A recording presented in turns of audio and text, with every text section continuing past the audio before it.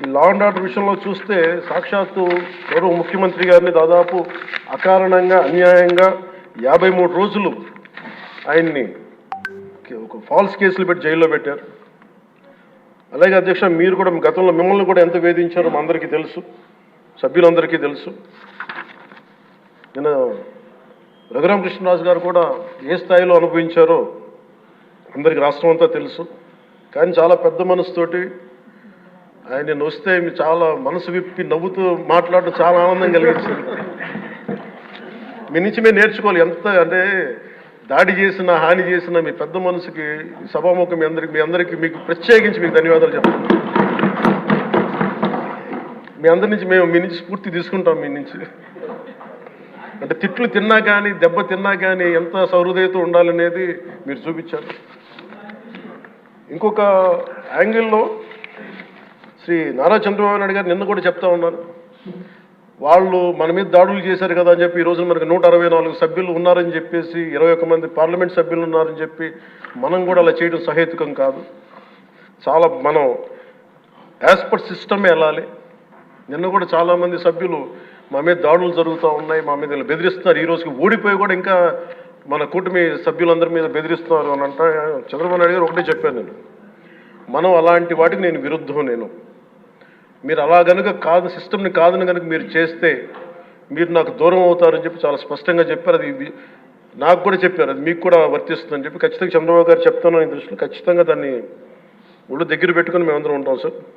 Will take your guidance very seriously and committedly sir. అలాగే కేంద్ర నాయకత్వం ఈరోజు ఇందాక న్యూస్లో చూసిన అధ్యక్ష, 15,000 కోట్ల రూపాయలు మన ఏ అమరావతి లేకుండా ఈరోజు వరకు ఇబ్బంది పడతాను, అలాంటి అమరావతికి కేంద్ర మంత్రి మన నాయకులు గౌరవ ప్రధానమంత్రి శ్రీ నరేంద్ర మోదీ గారు బడ్జెట్లో ఈ రోజున 15,000 కోట్ల రూపాయలు అమరావతి కోసం రిలీజ్ చేసినందుకు సహృదయంతో మనస్ఫూర్తిగా కూటమి తరపున మా అందరి తరపున కూడా వారికి ధన్యవాదాలు తెలియజేస్తున్నాం అధ్యక్ష.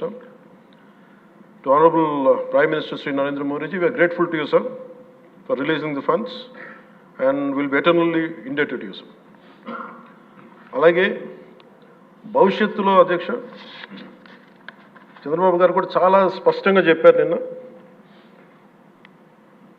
ప్రభుత్వంలో భాగస్వామ్యంలో ఉన్న కార్యకర్తలు కానీ మా సహచర ఎమ్మెల్యేలు కానీ మీరు వ్యక్తిగతంగా ఏ తప్పులు చేసినా అది ప్రభుత్వం మీద పడుతుంది, అలాంటి తప్పులు జరగకుండా చూసుకోండి.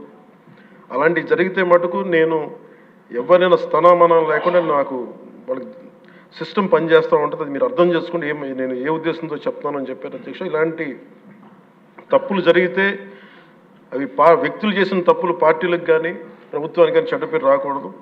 దాన్ని ఎలా హ్యాండిల్ చేసుకోవాలో జనసేన పార్టీ తరఫు నుంచి నేను మా వాళ్ళందరికీ కూడా ఒకటే తెలియజేశాను, మీరు వ్యక్తిగతంగా కనుక ఏదన్నా చేసి అది కూటమి ప్రభుత్వానికి ఇబ్బంది కలిగితే నేను వారిని వదులుకోవడానికి సిద్ధంగా ఉన్నానని చెప్పి చాలా స్పష్టంగా తెలియజేశాను అధ్యక్ష.